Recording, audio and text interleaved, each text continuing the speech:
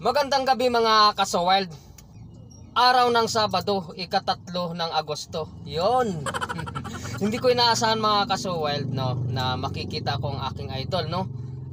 Doon sa Makati, no, isang charity vlogger mga kaso-wild.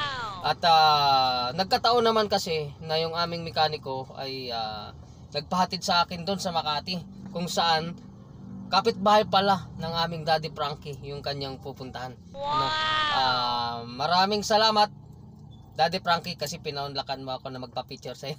Thank you Daddy Frankie. At si Daddy Frankie po ay napakalupit na charity vlogger nito, kung saan sana rin ho ito nakakarating para lang mag-abot ng tulong sa mga kababayan natin na nangangailangan.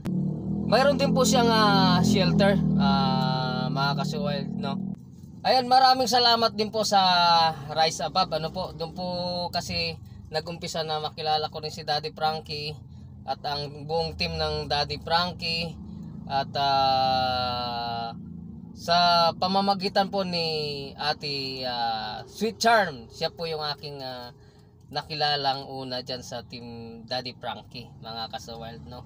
At si Ate Sweet Charm po ay siya po ay naging pasahero ko. Yun.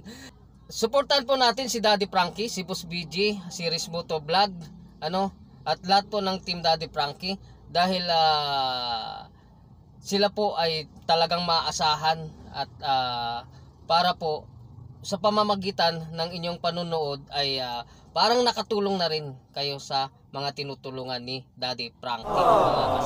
Yan. Maraming salamat Team Daddy Frankie at sa Rise Above. Thank you sa inyo. Maraming salamat po at nakilala ko si Daddy Frankie. Hindi man ako nakakapagpa-schedule na makita si Daddy Frankie, pero nagkataon talaga na nakita ko si Daddy Frankie. At siyempre, nabuhayan ako ng loob sa pagbablog, siyempre, di ba? At nung makita mong iyong idol, siyempre talagang tataas yung iyong energy. Ayun mga kasawild. At sana makasama ako sa team ninyo Daddy Frankie pagka pupunta ng probinsya. At maraming salamat po at ako yung pinaunlakan kanina. Thank you.